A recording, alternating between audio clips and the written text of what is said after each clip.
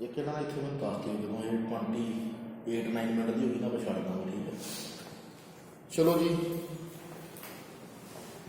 Class time CBSE ਸਾਡਾ chapter ਚੱਲਦਾ ਹੈ ਲਾਈਟਸ ਰਿਫਲੈਕਸ਼ਨ ਐਂਡ ਰਿਫਰੈਕਸ਼ਨ। ਇਹਦੇ ਵਿੱਚ ਅਸੀਂ ਪੜ੍ਹਨਾ ਜੀ various position of objects and images in convection. Last time ਅਸੀਂ ਕੀਤਾ ਜੀ various positions of objects and images in concave mirror. ਅੱਜ ਅਸੀਂ ਕਨਵੈਕਸ਼ਨ ਮਿਰਰ ਦੀ ਗੱਲ ਕਰਾਂਗੇ, ਜਿਹਦੇ ਵਿੱਚ ਕੀ ਹੈ ਜੀ ਜਿਹੜੀ ਆਊਟਰ ਸਾਈਡ ਆ ਉਹ ਸ਼ਾਈਨਿੰਗ ਹੁੰਦੀ ਆ, ਔਰ ਜਿਹੜੀ ਇਨਰ ਸਾਈਡ ਆ ਉਹ ਕਾਪਰ ਕੋਟਿੰਗ ਹੁੰਦੀ ਹੈ, ਕੋਟਿੰਗ ਹੋਈ ਜਾਂਦੀ ਹੈ। ਸੋ ਅਸੀਂ ਬਣਾਵਾਂਗੇ, ਤੁਹਾਨੂੰ ਪਤਾ ਲੱਗ ਜੂਗਾ। ਸਭ ਤੋਂ ਪਹਿਲਾਂ ਤੁਸੀਂ ਟੇਬਲ ਜਨਰੇਟ ਕਰਨਾ ਵਾ, ਜਿੱਦਾਂ ਕਰਕੇ ਸੀਰੀਅਲ ਨੰਬਰ ਜਿੱਦਾਂ ਉਧਰ ਬਣਾਇਆ ਹੈ ਨਾ ਟੇਬਲ, ਸੀਰੀਅਲ ਨੰਬਰ, ਫਿਰ ਨਾਲ ਹੀ ਲਿਖੋ position of object, position of object, ਔਰ ਇਦਾਂ ਟੈਬਲਰ ਫਾਰਮ ਦੇ ਵਿੱਚ ਲੋਡ ਕਰੋ ਜੀ। ਉਸ ਤੋਂ ਬਾਅਦ ਲਿਖੋ ਜੀ ਪੋਜੀਸ਼ਨ ਆਫ ਇਮੇਜ, और उसके बाद नेचर ऑफ इमेज। भाई जिदा ही कैमरा की करके उदा ही करेंगे नेचर ऑफ इमेज, और नेचर के नाल आ जाएगी यूजर रहेंगे। सो देखो जी यूजर जी एप्लीकेशन होती है, जिवें तुसीं पेन फड़िया होंदे विच ये पेन की यूज कित्थे है दसो मैनूं, तो पेन कित्थे वरतिया जांदा? कॉपी विच लिखण वास्ते या राइटिंग वास्ते यूज होंदा वा। सो एप्लीकेशन है यूज है। सो सब तो पहले देखो जी नंबर 1 पाओ, ये पोजीशन ऑफ ऑब्जेक्ट कितने है, जो ऑब्जेक्ट है वो पोजीशन कितने है। जिवें तुसीं रोज आपदा शीशे दे विच फेस देखते जे, की होंदा तुसीं शीशे के सामने खड़दे जे, जिहड़ी तुहाडी रियल दे विच तुहाडी बॉडी है वो एज ऑब्जेक्ट होंदा वा, और जिहड़ी तुहाडी इमेज बनदी है दैट इज इमेज, जिहड़ी शीशे दे विच बनदी, जिहड़ा तुसीं आपदा फेस शीशे ते देखदे जे, जिहड़ी तुहाडी रियल बॉडी है वो एज ऑब्जेक्ट बनदा, वो ਅਸੀਂ ਬੋਲਦੇ ਪੋਜੀਸ਼ਨ ਆਫ ਆਬਜੈਕਟ। ਸੋ ਤੁਹਾਡਾ ਆਬਜੈਕਟ ਜਿਹੜਾ ਇਹਦੇ ਵਿੱਚ ਜਿਹੜਾ ਆਬਜੈਕਟ ਹੈ, object are placed at infinity, at infinity. ਜਿਹੜਾ ਆਬਜੈਕਟ ਹੈ ਸਾਨੂੰ ਪਤਾ ਕਿੱਥੇ ਪਿਆ, ਬਹੁਤ ਦੂਰ ਪਿਆ ਵਾ। ਠੀਕ ਹੈ ਜੀ, ਕੋਈ ਲਿਮਿਟ ਨਹੀਂ ਹੈਗੀ। ਠੀਕ ਹੈ ਜੀ, ਮੈਂ ਐਗਜ਼ਾਮਪਲ ਤੋਂ ਫਿਰ ਤੇਰਾ ਕਲੀਅਰ ਹੋਊਗਾ। ਸੋ ਉਸ ਤੋਂ ਬਾਅਦ ਦੇਖੋ ਜੀ ਇਹਦੀ ਇਮੇਜ ਕਿੱਥੇ ਬਣਦੀ ਹੈ, ਇਮੇਜ ਵਾਸਤੇ ਕਰ ਲੈਣੀ ਹੈ। Image are appears on the principal focus, principal focus। मैं बना के बता देना, मैं वेट कर रहा जी।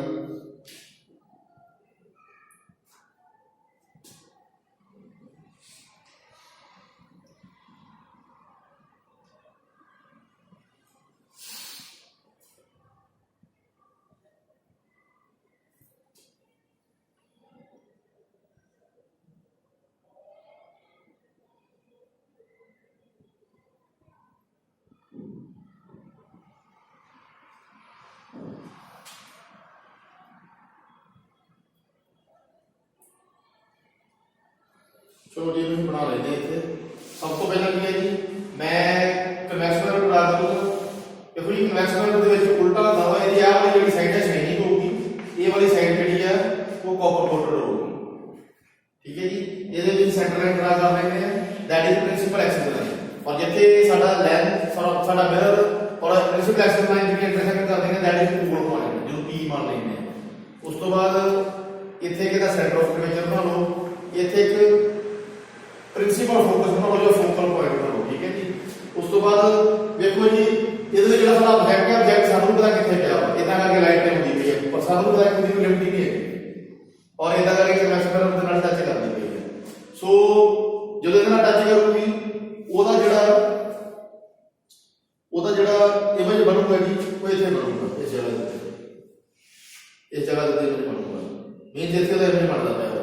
ਸੋ ਕਿਹੜੀ ਪੋਜੀਸ਼ਨ ਤੇ ਬਣਦਾ ਪਿਆ ਜੀ, ਇਦਾਂ ਕਰਕੇ ਵੇਖੋ ਇਰੈਕਟ ਪੋਜੀਸ਼ਨ ਤੇ ਬਣਦਾ ਪਿਆ। ਇਰੈਕਟ ਹੁੰਦਾ ਜੀ ਖੜਾ ਹੋਈ ਜੀ, ਜਿਹੜੀ ਖੜੀ ਹੁੰਦੀ ਹੈ ਇਦਾਂ ਕਰਕੇ, ਜਿਵੇਂ ਇਦਾਂ ਕੋਈ ਜਿਵੇਂ ਚੌਕ ਇਦਾਂ ਰੱਖ ਦਿੰਦਾ ਮੈਂ, ਇਹਦਾ ਦੀ ਇਮੇਜ ਬਣੂਗੀ। ਸੋ ਜਿਹੜੀ ਇਮੇਜ ਬਣੂਗੀ ਵਰਚੁਅਲ ਬਣੂਗੀ, ਵਰਚੁਅਲ ਦੀ ਕਾਲਪਨਿਕ, ਔਰ ਉਸ ਤੋਂ ਬਾਅਦ ਇਰੈਕਟ ਬਣੂਗੀ।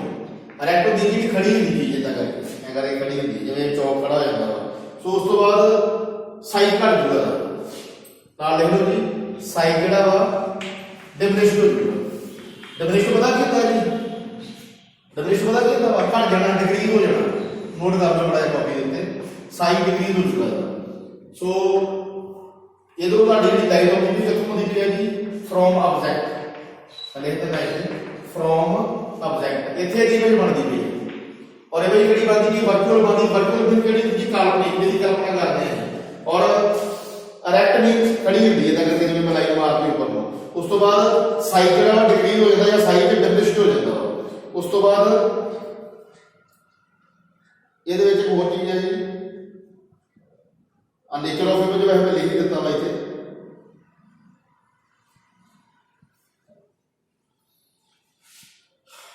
ਲਿਖ ਲਓ ਜੀ ਨਾਲ ਇਹ ਜਿਹੜੀ ਇਮੇਜ ਬਣੂਗੀ ਕਿਹੜੀ ਬਣੂਗੀ ਜੀ ਵਰਚੁਅਲ ਬਣੂਗੀ ਇਰੈਕਟ ਬਣੂਗੀ ਵਰਚੁਅਲ ਬਣੂਗੀ ਇਰੈਕਟ ਬਣੂਗੀ ਉਸ ਤੋਂ ਬਾਅਦ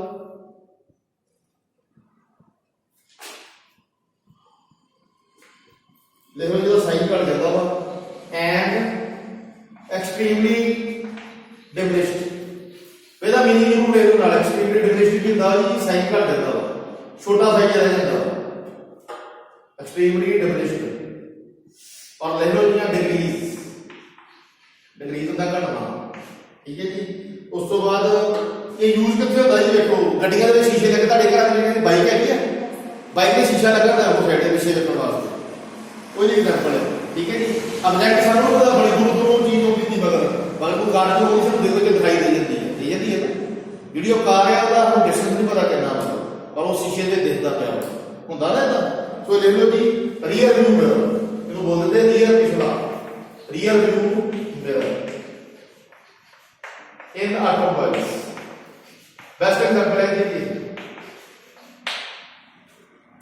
ਸਾਨੂੰ ਪਿਛਲਾ ਸਾਰਾ ਦਿਖਾਈ ਦਿੰਦਾ ਵਾ ਗੱਡੀਆਂ ਦੇ ਬੱਸਾਂ ਦੇ ਸ਼ੀਸ਼ੇ ਲੱਗੇ ਹੁੰਦੇ ਨਾ ਪਿੱਛੋਂ ਸਾਰਾ ਕਵਰ ਅਪ ਕਰਦੇ ਆ ਜਿੰਨਾ ਮਗਰ ਆਉਂਦਾ ਵਾ ਉਹਦੇ ਤੇ ਮਿਰਰ ਹੁੰਦੇ ਆ ਜਿਹੜਾ ਆਬਜੈਕਟ ਹੈ ਜੇ ਮਗਰ ਵੱਲੋਂ ਕਾਰ ਆਉਂਦੀ ਪਈ ਆ ਸਾਨੂੰ ਵੀ ਪਤਾ ਕਿੰਨੀ ਦੂਰ ਹੁੰਦੀ ਪਈ ਉਹਦਾ ਮੈਨੂੰ ਲੈਂਥ ਨਹੀਂ ਪਤਾ ਜਿਹੜੀ ਉਹ ਕਾਰ ਮਗਰ ਆਉਂਦੀ ਪਈ ਆ ਉਹਦੀ ਜਿਹੜੀ ਰੀਅਲ ਇਮੇਜ ਆ ਜਾਂ ਰੀਅਲ ਜਿਹੜੀ ਕਾਰ ਆ ਉਹ ਸਾਡਾ ਆਬਜੈਕਟ ਹੈ ਉਹਦਾ ਡਿਸਟੈਂਸ ਸਾਨੂੰ ਨਹੀਂ ਪਤਾ ਪਰ ਉਹਦੀ ਫੋਟੋ ਸਾਨੂੰ ਸ਼ੀਸ਼ੇ ਦਿੰਦੀ ਪਈ ਉਹ ਫੋਟੋ ਕਿੱਥੇ ਦੇਖੂਗੀ ਪ੍ਰਿੰਸੀਪਲ ਫੋਕਸ ਤੇ ਦੇਖੂਗੀ ਐਫ ਪੁਆਇੰਟ ਤੇ ठीक है जी उस तो बाद कितना दी देखती है जी वर्चुअल देखती है कह सकते हैं कि इमेज जी काल्पनिक देखती है इरेक्ट खड़ी होकर देखती है उस तो बाद साइज छोटा है मगर कार एडी बड़ी होती है तो कितना साइज दे दिंदा ठीक है जी उस तो बाद rear view mirror the application है सो नेक्स्ट देख लो जी सेकंड दे विच आ गई लास्ट है उस तो बाद ਅਸੀਂ नेक्स्ट टॉपिक ਤੇ ਚੱਲ ਜਾਣਾ सो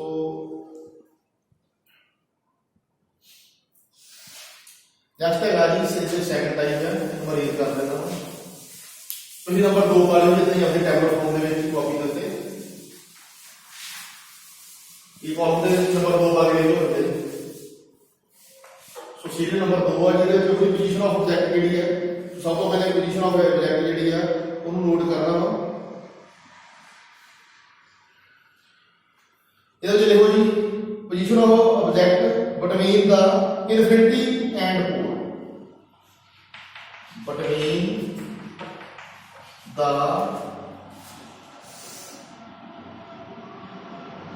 infinity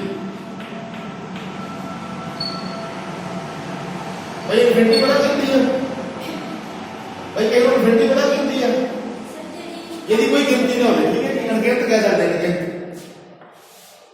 but mean the infinity and pole सो ਇਹਦੇ ਜਿਹੜਾ ਪੋਜੀਸ਼ਨ ਆਫ ਆਬਜੈਕਟ ਹੈ ਫੇਰ ਦੇਖੋ ਜੀ ਬਹੁਤ ਦੂਰ ਪਿਆ ਵਾ ਸਾਨੂੰ ਪਤਾ ਔਰ यदि इमेज कैसे बनती है ये इमेज नोट करो ले लो जी अपीयर्स बिटवीन अपीयर तो दिखाई देना appears between the principal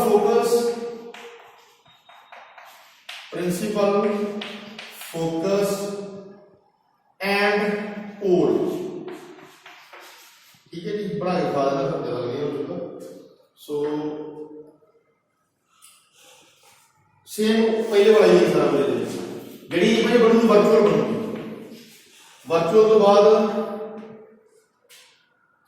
erect होंदी है इरेक्ट नहीं होता खड़ा रहना इरेक्ट तो बाद एंड डिमिनिश्ड भी छोटी बनती है एंड डिमिनिश्ड होता है डिक्रीज होना घट जाना छोटा हो जाना ठीक है जी सो इहनूं बना के देख लेंगे इत्थे मैं डायग्राम क्रिएट करता हूं सो ਤੁਸੀਂ ਕਾਪੀ ਦੇ ਨਾਲ ਡਾਇਗਰਾਮ ਜ਼ਰੂਰ ਬਣਾਉਣੀ ਹੈ ਆਪਣੀ ਸੋ ਵੇਖੋ ਜਦੋਂ ਕਨਵੈਕਸ ਮਿਰਰ ਬਣਾਉਣਾ ਹੈ ਫਿਰ ਸੋ ਕਨਵੈਕਸ ਮਿਰਰ ਸਾਡਾ ਕੋਈ ਇਦਾਂ ਦਾ ਹੁੰਦਾ ਵਾ ਜਿਹੜੀ ਦੀ ਇਨਰ ਸਾਈਡ ਹੈ ਉਹ ਕਾਪਰ ਪੋਲਿਸ਼ ਹੁੰਦੀ ਹੈ ਆਊਟਰ ਸਾਈਡ ਜਿਹੜੀ ਸ਼ਾਈਨ ਕਰਦੀ ਹੈ ਸੈਂਟਰ ਦੇ ਵਿੱਚ ਇਹਦੀ ਇੱਕ ਲਾਈਨ ਪਾਈਦੀ ਹੈ ਜਿਹਨੂੰ ਬੋਲਦੇ ਆ ਬੇਸ ਲਾਈਨ ਜਾਂ ਪ੍ਰਿੰਸੀਪਲ ਐਕਸਿਸ ਲਾਈਨ जिथे साडा ये वाला लेंस और ये लाइन भी इंटरसेक्ट करते हैं दैट इज कोड पॉइंट जिन्हों पी बोल देते हैं। इथे कहदा बना लो जी तुसीं प्रिंसिपल फोकस, इथे बना लो सेंटर ऑफ अटेंशन। सो ये देखो जी थोड़ा जिहा सिस्टम उल्ट होंदा वा। देखो जी इथे ऑब्जेक्ट है इथे जाओ सानू पता इनफिनिटी है। देखो appear between principal focus and pole, sorry apply करना पोजीशन ऑफ ऑब्जेक्ट करना between the infinity and pole. Pole साडा है इनफिनिटी सानू पता मगर वो कितने किथे किथे चीज होनी है। सो देखो जी ऑब्जेक्ट का सानू पता किथों होंदा वा इदां करके लाइन थ्री लाइन है टच प्लीज बना लो। जिथे ले लो जी फ्रॉम ऑब्जेक्ट ये लाइन होती है कितों दी पई है फ्रॉम ऑब्जेक्ट को। ऑब्जेक्ट की सानू पता नहीं चल किथे कितनी दूरी है, मतलब कोई हम दूरी का पता ही नहीं, कोई लिमिट ही नहीं। बट जी लाइट इधर आके इधर टच कर दी शीशे के नाल जेड़ा साडा कन्वेक्शन मिरर लगदा। उस तो बाद देखो जी इमेज किथे बनदी पई है। इमेज लिखा है जी अपीयर बिटवीन प्रिंसिपल फोकस, ये साडा प्रिंसिपल फोकस है एंड पोल, ये साडा पोल है। इथे किमेज बनूगी इस जगह ते।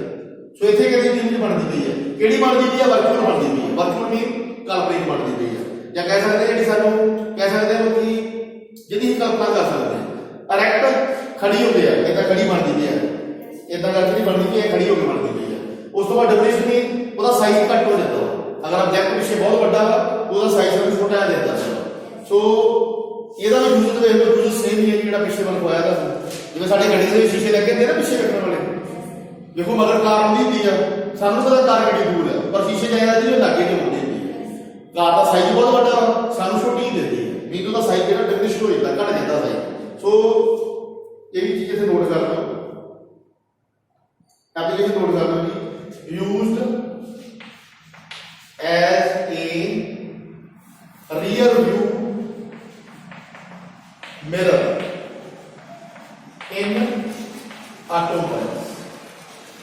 ਜਿਹੜੇ ਸਾਡੇ ਗੱਡੀ ਦੇ ਸ਼ੀਸ਼ੇ ਲੱਗੇ ਨੇ ਨਾ ਪਿੱਛੇ ਵੇਖਣ ਵਾਸਤੇ, ਬੈਸਟ ਐਗਜ਼ਾਮਪਲ ਹੈ। ਅਗਰ ਕੋਈ ਕਾਰ ਆਉਂਦੀ ਹੈ ਜਾਂ ਕੋਈ ਚੀਜ਼ ਆਉਂਦੀ ਹੈ ਜਾਂ ਕੋਈ ਟਰੈਕਟਰ ਟਰਾਲੀ ਆਉਂਦਾ ਵਾ, ਉਹਦਾ ਦੇਖੋ ਸਾਈਜ਼ ਬਹੁਤ ਵੱਡਾ ਹੁੰਦਾ ਵਾ, ਬਟ ਜਿਸ ਤਰ੍ਹਾਂ ਸ਼ੀਸ਼ੇ ਨੂੰ ਦੇਖਦੀ ਆ ਉਹ ਬਹੁਤ ਛੋਟੀ ਜਿਹੀ ਦਿਖਦੀ ਹੈ ਔਰ ਬਹੁਤ ਨੇੜੇ ਦੇਖਦੀ ਹੈ ਕਿ ਲੱਗੇ ਜੇ ਸਾਡੇ ਕੋਈ ਚੀਜ਼ ਆਉਂਦੀ ਪਈ ਹੈ। और एक्चुअल ਦੇ ਜਿਹੜੀ ਟਰੈਕਟਰ ਟਰਾਲੀ ਹੈ ਜਾਂ ਗੱਡੀ ਹੈ ਬਹੁਤ ਦੂਰ ਹੁੰਦੀ ਹੈ, ਠੀਕ ਹੈ ਜੀ। ਮੀਨ ਉਹਦਾ ਸਾਈਜ਼ ਜਿਹੜਾ ਵਾ ਜਾਂ ਕਹਿ ਸਕਦੇ ਕਿ ਉਹਦਾ ਡਿਸਟੈਂਸ ਹੈ ਇਨਫਿਨਿਟੀ ਦੇ ਬਹੁਤ ਦੂਰ ਹੈ, ਪਰ ਸਾਨੂੰ ਸ਼ੀਸ਼ਾ ਨੇੜੇ ਕਰਕੇ ਦਿਖਾਈ ਜਾਂਦਾ ਵਾ। ਔਰ ਦੇਖੋ ਉਹਦਾ ਟਰੈਕਟਰ ਟਰਾਲੀ ਦਾ ਸਾਈਜ਼ ਬਹੁਤ ਵੱਡਾ ਵਾ, ਉਹ ਚੀਜ਼ਾਂ ਵੀ ਜ਼ਰੂਰ ਸ਼ੀਸ਼ੇ ਤੇ ਮੀਨ ਉਹਦਾ ਸਾਈਜ਼ ਜਿਹੜਾ ਘਟ ਜਾਂਦਾ ਹੈ ਦੇਸ਼, ਠੀਕ ਹੈ ਜੀ, ਡਿਕਰੀਜ਼ ਹੋ ਜਾਂਦਾ। ਸੋ ਇਹ ਵੀ ਰੀਅਲ ਵੀ ਬਿਲਰ ਦੀ ਜਿਹੜਾ ਸਕੂਟੀ ਤੇ ਲੱਗਾ ਹੁੰਦਾ ਵਾ, ਜਾਂ ਮੋਪੜ ਹੈਗੀ ਸਾਡੇ ਕੋਲ ਜਾਂ ਗੱਡੀ ਹੈ, ਗੱਡੀ ਤੇ ਲੱਗਾ ਹੁੰਦਾ, ਟਰੈਕਟਰ ਟਰਾਲੀ ਤੇ ਵੀ ਲੱਗਾ ਹੁੰਦਾ ਵਾ। ਉਸ ਤੋਂ ਬਾਅਦ ਹੋਰ ਬੱਸਾਂ ਦੇ ਵੀ ਲੱਗੇ ਹੁੰਦੇ ਆ, सारे पिछे का पिछे का भी होते हैं। सो ये दोनों टॉपिक जोड़े हैं कवर हो गए। सो नैक्सट है ये पढ़ते हैं, हाँ नैक्सट है जी रिफ्रैक्शन ऑफ लाइट। इन पढ़ाओ इन पढ़ा दो, इन्हें मैं लिख देना है डी बनती है, ये तो ऑब्जेक्ट है, ठीक है। इन्हें रेज कर दो और हेडिंग रह के बाकी सारा पढ़ा दो।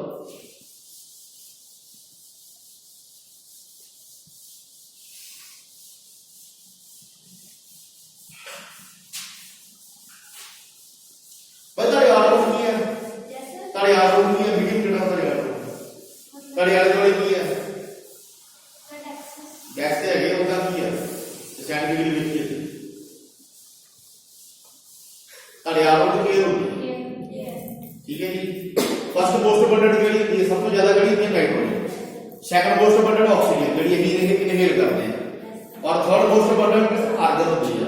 Fourth most abundant carbon dioxide होती है ਜਿਹੜੀ एक्सहेल करते हैं बाहर ਕੱਢਦੇ हैं।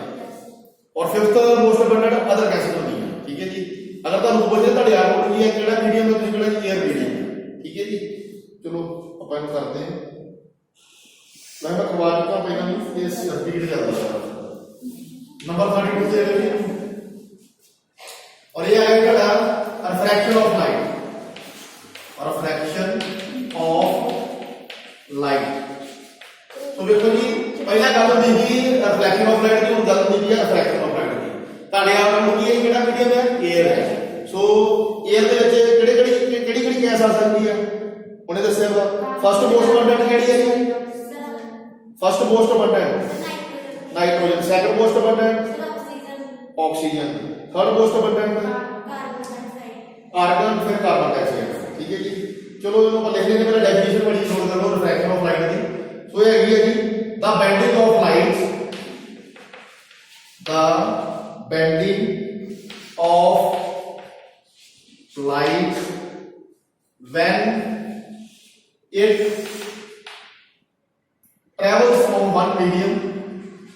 travels from one medium into another medium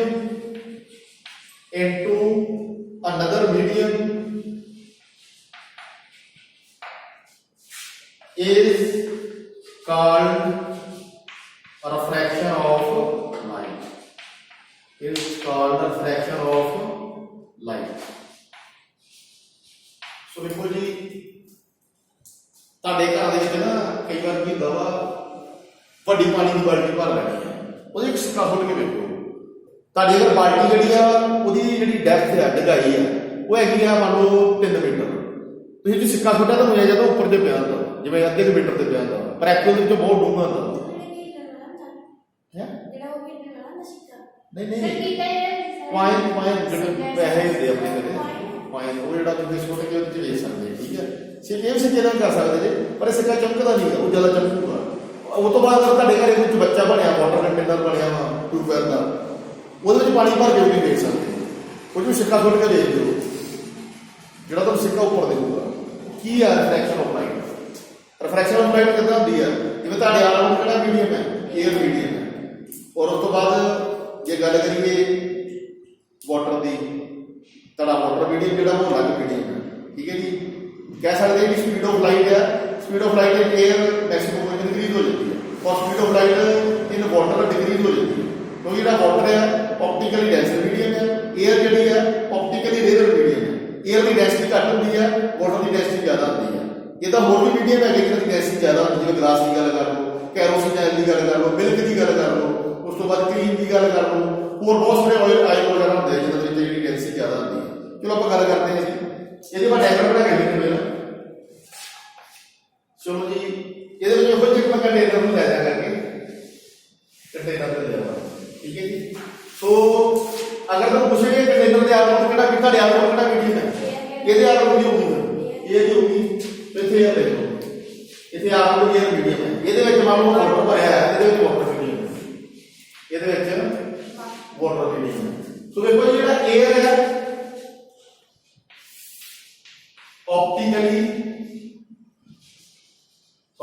optically rare medium और एरर मीडियम। अगर इधर कोई लाइन पास करते हैं ना, कोई लाइन में पास करते हैं, ले लेंगे आप ऐसे स्पीड ऑफ लाइट डिक्रीज कर देना, स्पीड ऑफ लाइट डिक्रीज कर देना। प्लीज ये नोट कर लो अभी, ये की पॉइंट है, देखिए ये ऑप्टिकली रेयर मीडियम है और स्पीड ऑफ लाइट डिक्रीज कर देना। कौन क्या करते हैं, सॉरी इंक्रीज कर दो, इंक्रीज गलत हो गया। ਹੁਣ ਇਹ ਗੱਲ ਕਰਾਂਗੇ ਵਾਟਰ ਦੀ। ਵਾਟਰ ਜਿਹੜਾ ਆਪਟੀਕਲੀ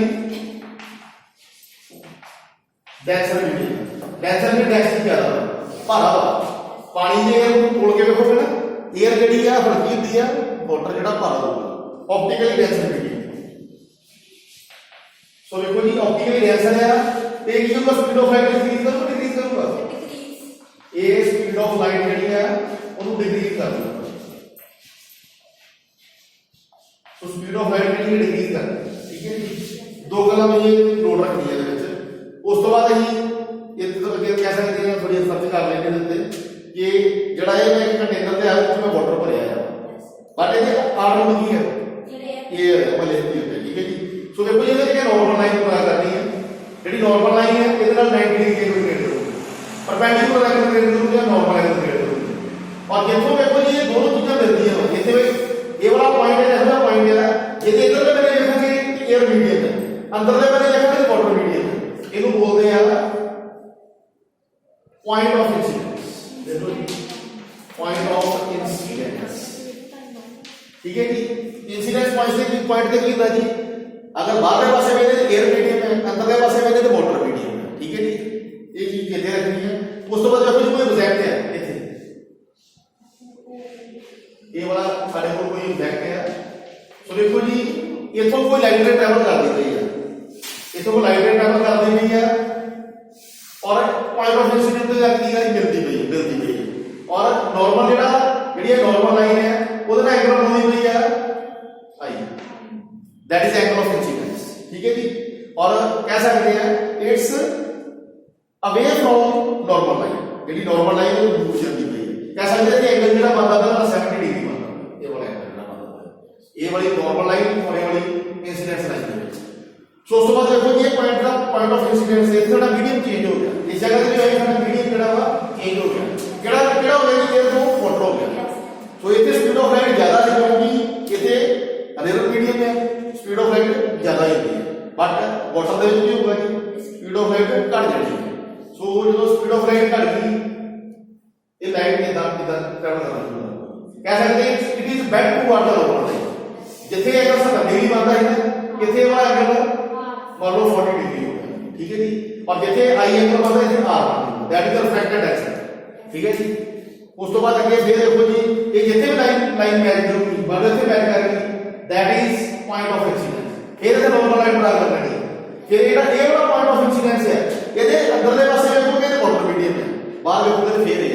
ਠੀਕ ਹੈ ਜੀ, ਲਾਈਟ ਜਿਹੜੀ ਆ ਫਿਰ 70 ਡਿਗਰੀ ਤੇ ਆ ਜਾਊਗੀ ਇਹਨਾਂ ਦਾ, ਫਿਰ ਇੱਥੇ 70 ਬਣੂਗਾ आई और 70 ਬਣੂਗਾ। ठीक है जी, ਸੋ ਇਹਨੂੰ ਬੋਲ ਦਿੰਦੇ ਆ, ਕੀ ਬੋਲ ਦਿੰਦੇ ਆ ਜੀ, ਰਿਫਲੈਕਸ਼ਨ ਆਫ ਲਾਈਟ। ਜਿੱਥੇ ਕਿ ਲਾਈਟ ਜਿਹੜੀ ਹੈ ਕਿਤਨਾ ਕਰਦੀ ਹੈ, ਦੋ ਮੀਡੀਅਮ ਜਾਂਦੀ ਹੈ, from one medium to another medium ਇਹ ਟਰੈਵਲ ਕਰਦੀ ਹੈ। ਔਰ ਅਗਰ 에ਅਰ ਦੇ ਵਿੱਚ 에ਅਰ ਸਾਡਾ ਆਪਟੀਕਲੀ ਰੇਅਰ ਮੀਡੀਅਮ ਹੈ, ਸਪੀਡ ਆਫ ਲਾਈਟ ਇੰਕਰੀਜ਼ ਹੁੰਦੀ ਹੈ, ਵਾਟਰ ਸਾਡਾ ਆਪਟੀਕਲੀ ਡੈਂਸ ਮੀਡੀਅਮ ਹੈ, ਸਪੀਡ ਆਫ ਲਾਈਟ ਡਿਕਰੀਜ਼ ਹੋ ਜਾਂਦੀ ਹੈ।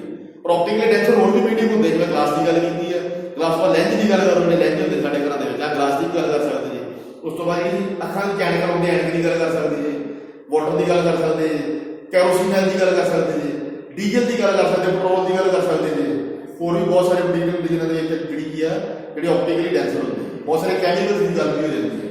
ਸੋ ਇਦਾਂ ਕਰਕੇ ਜਿਹੜੀ ਲਾਈਟ ਆ ਅਗਰ 에ਅਰ ਦੇ ਵਿੱਚ ਆ ਇਟ ਇਜ਼ ਅਵੇ ਫਰਮ ਨੋਰਮਲ ਲਾਈਨ, ਇਹ ਵਾਲਾ ਐਂਗਲ ਇੰਕਰੀਜ਼ ਹੋ ਜਾਂਦਾ, ਕਹਿ ਸਕਦੇ ਨੋਰਮਲ ਲਾਈਨ ਤੋਂ ਦੂਰ ਚਲੀ ਜਾਂਦੀ ਹੈ, ਬਟ ਜਦੋਂ ਵਾਟਰ ਦੇ ਵਿੱਚ ਹੁੰਦੀ ਹੈ it is back to water normal line, ਇਹ ਦੋਨੋਂ ਲਾਈਨਾਂ ਨੇੜੇ ਨੇੜੇ ਆ ਜਾਂਦੀਆਂ, कह सकते हैं एंगल डिक्रीज हो जाता है। चलो जी ये ताड़ी होगी रिफ्रैक्शन ऑफ लाइट। सो अगे देखो जी ਇਹਦੇ ਵਿੱਚ ਇਹਦੇ ਨਾਲ ਕੀ ਹੋ ਰਿਹਾ, ਉਹ ਟਾਈਮ ਕਿੰਨਾ ਹੋ ਗਿਆ, ਕੋਈ ਟਾਈਮ ਕਿੰਨਾ ਹੋ ਗਿਆ सर 22 ਹੋਇਆ ਤਾਂ 5 ਮਿੰਟ ਲਾ ਲਓ। ਠੀਕ ਹੈ, ਚਲੋ ਜੀ ਨੈਕਸਟ ਦੇਖ ਲਓ, ਨੈਕਸਟ ਦੇ ਫਾਰਮੂਲਾ ਜੀ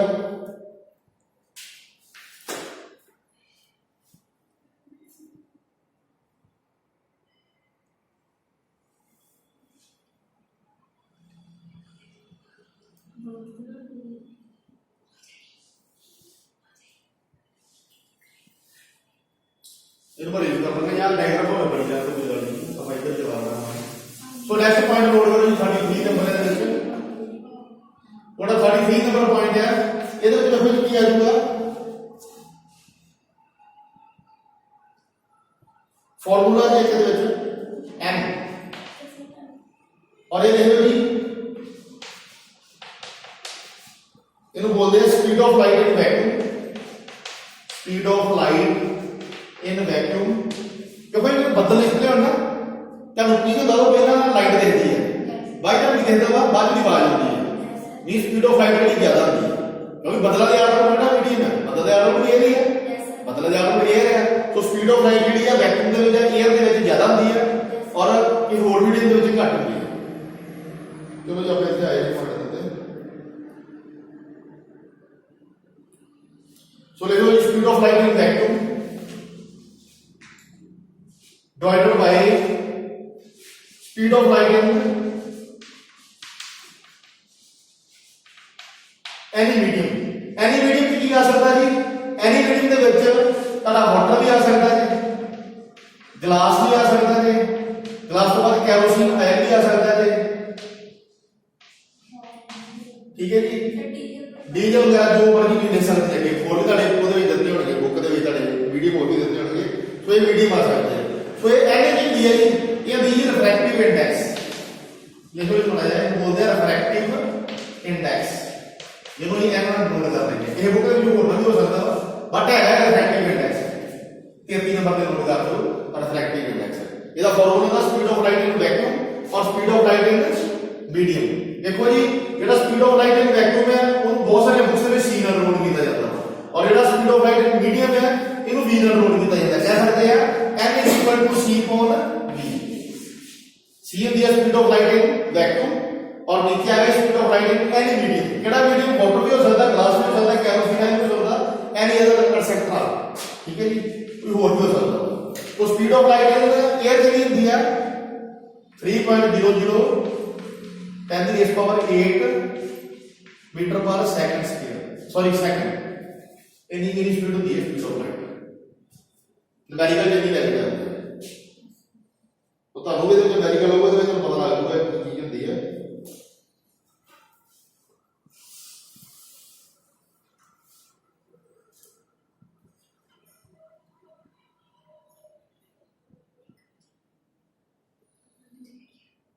चलो जी 33 नंबर के पॉइंट नोट करो। देखो स्पीड ऑफ लाइट, सॉरी एक minute, light travel from one medium to another medium. Light travel from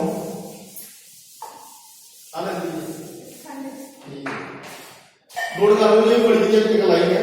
तो पता फ्रीक्वेंसी की होती है, वेवलेंथ की होती है।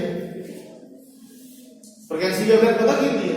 ਤੁਹਾਡੇ ਕੋਲ ਜਿਹੜਾ ਮੋਡ ਹੋਊਗਾ ਟੈਲੀਵਿਜ਼ਨ ਦਾ, ਉਹ ਤੁਸੀਂ ਇਦਾਂ ਚਲਾਓਗੇ ਨਾ ਤਾਂ ਕਿ ਬਲਬ ਲੱਗਾ ਤਾਂ ਜਗਦਾ ਨਹੀਂ ਦਿਖਦਾ, ਪਰ ਉਹ ਆ ਮੋਬਾਈਲ ਦੇ ਕੈਮਰੇ 'ਚ ਵੇਖੋ ਤੁਹਾਨੂੰ ਜਲਦਾ ਦਿਖੂਗਾ। ਕੀ ਕਾਰਨ ਹੈ?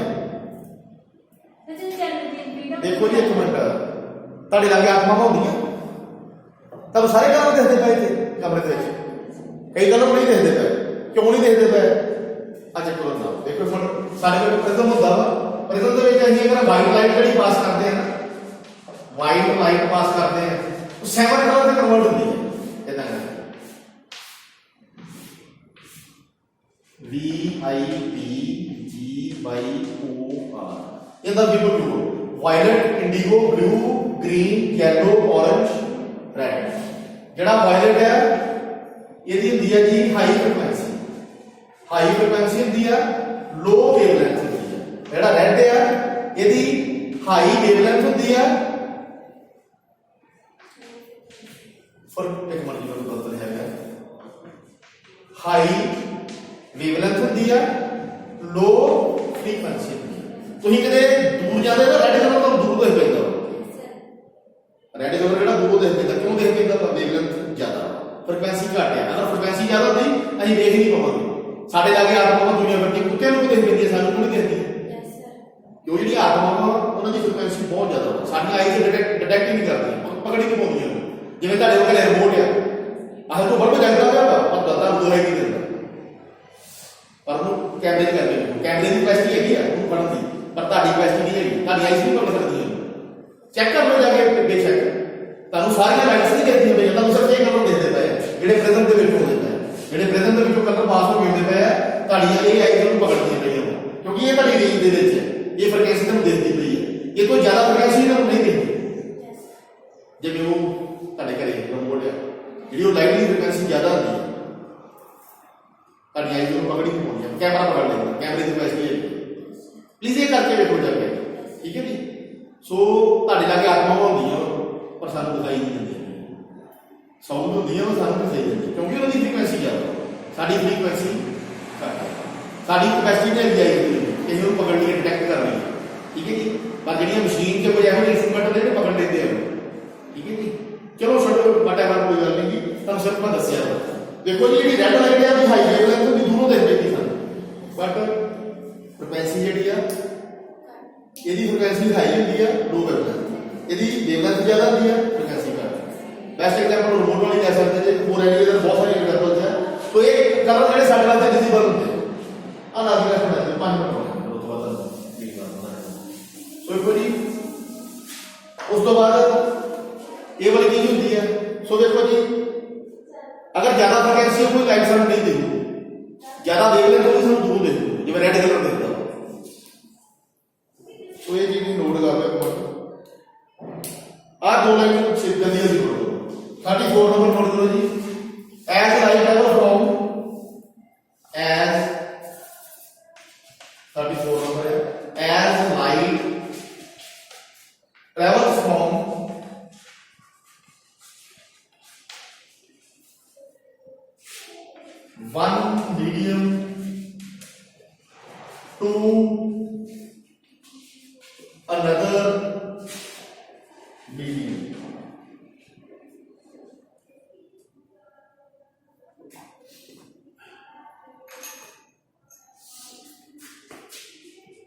the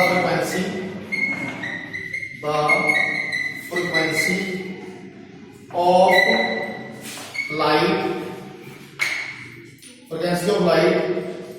does not change। ठीक है जी। देखो जी इधर दी आ वाली ਜਿਹੜਾ ਪਾਣੀ ਭਰਿਆ ਇੱਕ ਤੁਸੀਂ ਲੇਜ਼ਰ ਲੈ ਕੇ ਰੈੱਡ ਲਾਈਟ ਤੋਂ ਪਾਸ ਕਰੋ ਰੈੱਡ ਹੀ ਅਗਲੇ ਤੇ ਹੋਊਗੀ। ਇਧਰ ਦੀ ਰੈੱਡ ਪਾਸ ਕਰੋ ਕਿ ਰੈੱਡ ਹੀ ਹੋਊਗੀ, ग्रीन पास करो ग्रीन ही होगी, वाइट करो तो वाइट ही होगी, येलो करो तो येलो होगी। क्योंकि जी लाइट की फ्रिक्वेंसी चेंज नहीं कर पाता, ये फ्रिक्वेंसी चेंज नहीं होना, इस करके जो कलर है वो ही दिखता था। ठीक है जी।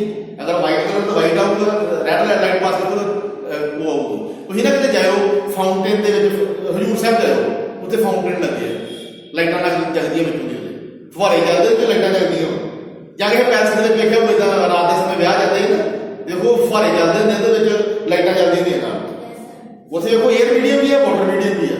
जे अगर उत्ते ग्रीन लाइट लगी तो ग्रीन दिखती है ना, मीनस लाइट जी भावें एक मीडियम तो दूसरे मीडियम के मूव करती है, ट्रैवल करती है, बट वो फ्रिक्वेंसी नहीं चेंज होती। अगर फ्रिक्वेंसी चेंज होगी ना कलर चेंज हो जाए, वायलेट को इंडिगो हो जाना या वायलेट को येलो हो जाऊगा, येलो तो रेड हो जाऊगा, इधर कदम चेंज होगा पर नहीं चेंज होता। क्यों नहीं चेंज होता? क्योंकि जी फ्रिक्वेंसी है सेम रहती है, फ्रिक्वेंसी चेंज नहीं होती, स्पीड चेंज होती है। ठीक है जी। स्पीड बढ़ सकती है घट सकती है, फ्रिक्वेंसी चेंज नहीं होती है। ठीक है जी। ये नहीं कि तुम रेड कलर पाया था तो अगे वाइट दिख रूगा, इतना नहीं होगा, रेड है तो रेड ही दिखूगा, चाहे वो मीडियम एयर के ऑटोमेटिक मूव कर दी गई है, चाहे एक मीडियम तो दूसरे मीडियम की मूव कर दी गई है, चाहे one medium to other medium move कर दी गई है।